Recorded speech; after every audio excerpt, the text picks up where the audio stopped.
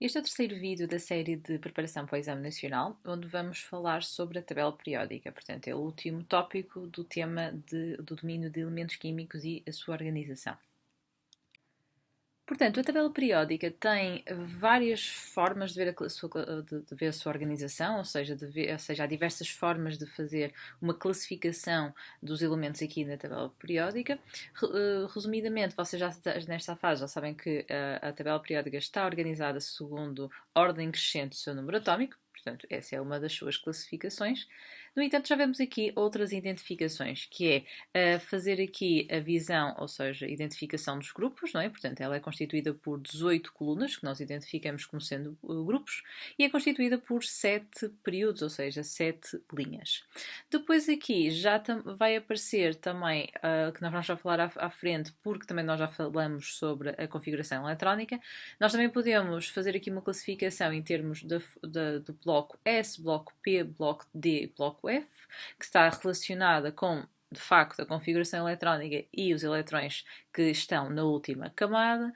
Depois também já aparece aqui esta tal escadinha que nós já sabemos que corresponde a uma separação, porque a tabela também pode ser organizada em metais, não metais e semimetais. Também temos a classificação da tabela periódica enquanto elementos representativos e de transição. Portanto, há aqui várias formas de vocês analisarem a tabela periódica e o que nós vamos fazer neste curtinho resumo é ver aqui um bocadinho a visão de cada uma dessas abordagens. Então, começando aqui pela separação dos elementos representativos e dos elementos de transição, nós temos os elementos representativos correspondem aos elementos que se situam nos grupos. Deixem-me só conseguir ver se consigo escrever. Ok, grupo 1, grupo 2 e depois estes grupos 13 a 18. E depois os que se encontram nos grupos aqui mais em baixo, okay, aqui está representado azul mais claro, chamam-se elementos de transição. A partir da configuração eletrónica, nós vamos centrar-nos mais nos elementos representativos para fazer depois a identificação enquanto período, grupo e bloco. Ok, então, como eu já estava a falar na configuração eletrónica, nós sabemos que, e reparem que logo aqui nós vamos centrar-nos naqueles tais grupos representativos. E porquê? Porque o número de eletrões de valência está associado ao grupo a onde ele pertence. O que é que eu quero dizer com isto? Os eletrões de valência, por exemplo, se eu tiver elementos no grupo 1, ele tem apenas um eletrão de valência. E elementos no grupo 2 têm 2 eletrões de valência. Depois, fazemos um salto nos elementos representativos para o 13, e então todos os que estão no grupo 13 têm 3 eletrões de valência, todos os que estão no grupo 14 têm 4 eletrões de valência, até ao máximo aqui do grupo 18 que tem 8 eletrões de valência, com exceção do hélio que só tem 2. Então, o que é que acontece? A partir da configuração eletrónica, ora reparem, aqui nós temos o oxigênio. A sua camada de valência, que são os eletrões que se encontram no último nível, são 6. Então, se ele tem 6 eletrões de valência, pertence ao grupo 16. O enxofre, fazemos a distribuição eletrónica e vemos que ele tem 6 eletrões de valência também, então também pertence ao grupo 16. São sempre a contagem dos eletrões que estão no último nível. Atenção que não é na última orbital, ou seja, não é no último subnível, queria dizer, ou seja, é os eletrões todos no último nível que está a ser preenchido. Se virmos a tabela em termos de classificação de períodos, ela é constituída por 7 períodos e os átomos do mesmo elemento apresentam os eletrões distribuídos pelo mesmo número de níveis de energia. Então, por exemplo, aqui nós temos o nitrogênio, ao fazermos a distribuição eletrónica, ele vai até ao nível 2, então os eletrões de valência estão no nível 2, então este elemento químico está no segundo período. Assim como o flúor, que também, ao fazer a distribuição eletrónica, os seus eletrões de valência encontram-se no segundo nível, então também pertence ao segundo período da tabela periódica. Em relação aos blocos, ou seja, para nós conseguirmos identificar um elemento representativo no seu bloco, nós vamos ver também, ou seja, aí sim, ou seja, nós vamos ver dentro dos eletrões de valência, ou seja, dentro do último nível que está a ser preenchido, nós vamos escolher a última orbital. Portanto, significa que temos aqui o caso do lítio. O lítio só tem um elétron de valência e que está situado na orbital S. Portanto, o lítio pertence ao bloco S da tabela periódica. O sódio, a mesma ideia, ou seja, o nível 3 tem um elétron de valência e ele está na orbital S, mas, por exemplo, o néon tem aqui 8 elétrons de valência, mas os elétrons de valência que estão no nível mais energético, que é aqui o 2p, significa então que é esse valor, que é esse subnível, e neste caso, ou seja, dentro deste nível 2, nós temos as orbitais p que estão a ser preenchidas pelos elétrons de valência também, e esse bloco, o bloco que localiza aqui o néon é o p, porque está então dentro da nossa camada de valência, é a última orbital que está em preenchimento. A mesma coisa acontece neste caso até está mesmo totalmente preenchida. No caso do cloro, a mesma ideia. O cloro é constituído por 7 elétrons de valência, porque temos aqui os elétrons do último nível, e este nível depois é constituído pelo 3s e pela 3p, pelas estas duas orbitais, e na caso da 3p elas têm depois as orbitais degeneradas, mas isso não importa, porque os elétrons de valência, em termos de nível mais energético, vai ser este, portanto é a orbital p que determina o bloco a que pertence. Portanto, então eu posso utilizar a distribuição eletrónica para fazer a localização do elemento químico na tabela periódica. Se olharmos aqui para o magnésio, o que é que nós vemos? Que os eletrões estão distribuídos por 3 níveis de energia, portanto significa que pertence ao terceiro período, tem 2 eletrões de valência, então pertence ao grupo 2, e a última orbital preenchida é a orbital S, portanto pertence ao bloco S. Relativamente ao argon, ele tem 8 elétrons de valência, portanto pertence ao grupo 18. Os elétrons vão até ao nível 3, portanto os elétrons de valência estão situados no nível 3, logo é terceiro período, e dentro do nível 3 a última orbital a ser preenchida é a P, portanto pertence ao bloco P. Agora, também podemos fazer ao contrário, utilizar a localização da tabela periódica para fazer a configuração eletrónica. Portanto, se formos à tabela periódica, nós vemos que o carbono está situado no grupo 14, o que significa que vai ter que ter 4 elétrons de valência. Segunda coisa, está situado no segundo período, então significa que os elétrons de valência estão no nível 2 e que a orbital P vai ser a última a ser preenchida. Então o que é que nós começamos? Um S2, 2S2, 2P, e quando chegarmos ao P só colocamos lá 2, porque lá está, 2 elétrons de valência e a última orbital em preenchimento é a P. Já o fósforo, por exemplo, ele está situado no grupo 15, então significa que tem 5 elétrons de valência. Está situado no terceiro período, então significa que nós vamos preencher até ao terceiro nível. Então, ou seja, eu começava um S2, 2S2, 2P6, 3S2, ok? E agora, como está situado no bloco P, eu sei que posso ir até ao 3P, mas que tem que ter 5 elétrons de valência. Reparem que depois ficava aqui, tem 5 orbitais, desculpa, tem 5 elétrons de valência, ou seja, então significa que em vez de não é aqui 5, peço desculpa, ou seja, ao todo tem que dar 5, então significa que aqui faltava o resto, ou seja, já tenho 2 eletrões, faltam 3, então ao todo dá 5. Assim é que está correto, está bem? Como eu rodeei logo, ou seja, o nível 3 corresponde ao nível dos eletrões de valência e eles ao todo têm que dar 5, como já tinha colocado 2 para preencher a orbital S, faltavam 3 para a orbital P, e assim dão os 5 eletrões de valência para que pertencem então ao grupo 15. Os elementos representativos, nós também podemos falar um bocadinho neles sobre as suas propriedades periódicas e nós vamos falar em termos de raio atómico e de energia de ionização, mas também vamos falar em termos de raio iónico. Mas começando aqui pelo raio atómico, o raio atómico é definido pela metade da distância, ou seja, se nós chegarmos aqui e unirmos os dois núcleos, não é, entre dois átomos que estejam seguidos, juntos, então significa que o raio atómico corresponde a metade, está bem? Ele é definida desta maneira e normalmente expressa-se em picómetros. O que é que acontece? Nós depois falarmos aqui sobre o raio atómico, ou seja, o raio atómico de forma generalizada, ele aumenta ao longo do grupo, mas diminui ao longo do período. E aqui vocês têm que saber explicar o que é que está a influenciar. Então, reparem que vamos falar ao nível do mesmo período. Portanto, ao nível do mesmo período significa que os elétrons estão distribuídos pelo mesmo número de camadas, o mesmo número de níveis de energia. E então o que é que vai acontecer? Ao longo do mesmo período, nós estamos a aumentar o número atómico, por isso estamos a aumentar a carga nuclear, e o que vai influenciar aqui, ou seja, vai haver uma sobreposição, digamos assim, da atração dos elétrons ao núcleo em relação à atração à repulsão que os elétrons têm entre si na nuvem eletrónica. Então, pensando desta forma, ou seja, aumentando a carga nuclear, aumenta a atração dos elétrons ao núcleo, o que vai fazer com que então o raio diminua.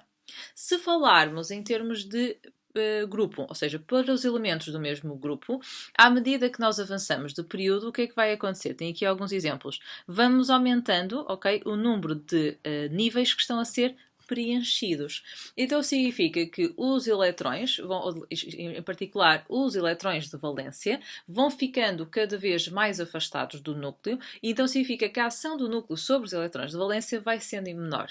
E isso vai contribuir para que haja, no fundo, quase uma expansão da nuvem eletrónica e faz com que haja um aumento do raio atómico. Eu falei também do conceito de raio iónico, que é uma comparação que nós fazemos entre o raio do átomo e o raio do respectivo íon que ele é capaz de formar. O que é que acontece? Por exemplo, o átomo de sódio, o sódio está localizado no grupo 1 da tabela periódica, ou seja, ele tem um elétron de valência, e ele, para a sua configuração mais estável, é quando ele perde esse elétron e dá origem ao íon Na+. Então o que é que acontece? Ele vai perder um elétron. Ao perder um elétron, significa que vai diminuir a repulsão entre os elétrons, porque tem menos um. Então vai também contribuir para que haja uma maior atração, portanto, havendo menos elétrons e havendo mais prótons, porque o número de prótons nunca se altera. O número de prótons é o que caracteriza o elemento químico, por isso mesmo que forme o íon, ele vai perder um elétron, perca um elétron, não faz diferença ao nível do número atômico, por isso não faz diferença ao nível do número de prótons, mas de facto faz diferença ao nível do número de elétrons.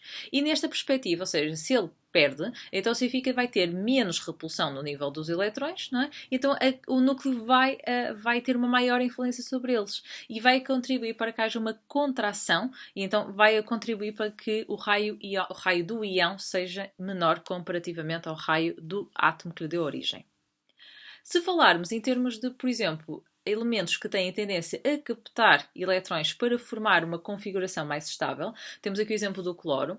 O cloro tem 17 prótons, quer seja em formato de átomo ou de íon, mas como ele tem tendência a captar, então significa que o seu íon vai ter mais elétrons do que prótons. Então, neste caso, o facto de ter mais elétrons faz com que haja a repulsão entre os elétrons acabe por ser mais significativa do que a atração dos elétrons ao núcleo. Então, isso contribui para que haja um maior raio em termos do íon.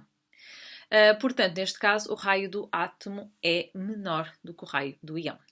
Aproveito também para falar do conceito de série isoeletrónica, que é esta comparação que muitas vezes ocorre entre íons que acabam por ter, claro, um número de prótons diferentes, porque são elementos químicos diferentes, mas depois têm exatamente o número de elétrons. Eventualmente podem ter o mesmo número de elétrons. Então, reparem, o que é que acontece aqui? Eu tenho o exemplo do oxigênio, do flúor, de sódio, magnésio e alumínio, que têm todos diferentes números de prótons, ou seja, têm todos diferentes a nível de carga nuclear, mas têm todos o mesmo número de elétrons. Portanto, no caso do oxigênio, ele capta 2, fica com 10. No caso do flúor, ele capta 1, também fica com 10. O sódio perde 1, também fica com 10. E assim sucessivamente. Portanto, ficam todos com 10 eletrões. Então, neste caso, é a carga nuclear que influencia. Portanto, a repulsão eletrónica é a mesma para todos. Então, quanto maior for a carga nuclear, maior é a atração dos elétrons ao núcleo e menor é o raio. Então, neste caso, quando estamos a falar de partículas isoeletrónicas, ou seja, partículas com o mesmo número de elétrons, quanto maior for a carga do átomo, então significa que de menor vai ser o raio do íon. Relativamente à carga do núcleo, a carga do núcleo é dada pelo número de prótons, ou seja, é sempre o número atómico com carga positiva. Outra das propriedades periódicas é a energia de ionização. Isto corresponde à energia mínima necessária para remover um eletrão de um dado elemento químico. Claro que e essa energia de ionização tem, ou seja, ocorre ou varia na razão inversa do raio atómico. Porquê? Nós falamos que o raio atómico aumenta ao longo do grupo. Então significa que se aumenta ao longo do grupo, os eletrões, se pensarmos na energia necessária para remover o eletrão de valência, significa que o eletrão de valência vai estar mais afastado do núcleo, então a ação do núcleo sobre o eletrão é menor e por isso não precisa de tanta energia para o remover. Já ao longo do mesmo período, o raio atómico diminui. Então significa que os eletrões de valência vão estar mais atraídos ao núcleo, vão estar mais perto do núcleo, e então significa que eu vou ter que ceder mais energia ao átomo para removê-lo. Então a energia de ionização, neste caso, aumenta. Portanto, em suma, o que é que vocês têm que falar então, em termos aqui da variação das propriedades periódicas do raio e da ionização? Se falarmos em termos do grupo, o raio atómico aumenta e a energia de ionização diminui. Portanto, vocês vão falar aqui na questão de que há um aumento do número de níveis de energia. Enquanto que ao longo do período o raio atómico diminui, mas a energia de ionização aumenta e aqui o fator predominante é o facto de haver um aumento da carga nuclear.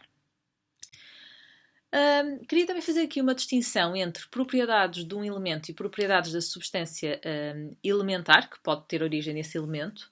Quando nós falamos de elemento, é tudo aquilo que aparece no fundo numa tabela periódica. O número atómico, a massa atómica relativa e depois estas coisas que nós já fomos falando, que também analisamos na tabela periódica, que é configuração eletrónica, raio atómico e energia de ionização. Portanto, isto é característica exatamente do elemento. Portanto, o elemento tem estas propriedades que nunca se alteram.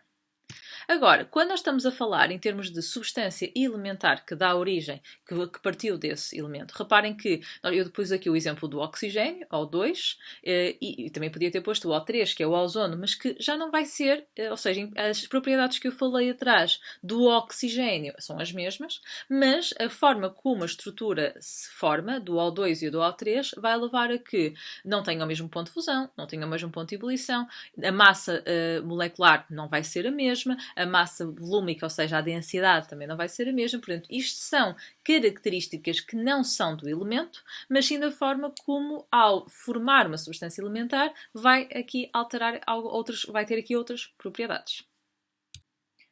Continuando aqui na tabela periódica, também têm que saber como é que se designam os elementos que se pertencem ao grupo 1, e, com exceção do hidrogênio, eles designam-se por metais alcalinos. Os que pertencem ao grupo 2 designam-se por metais alcalino ou terrosos.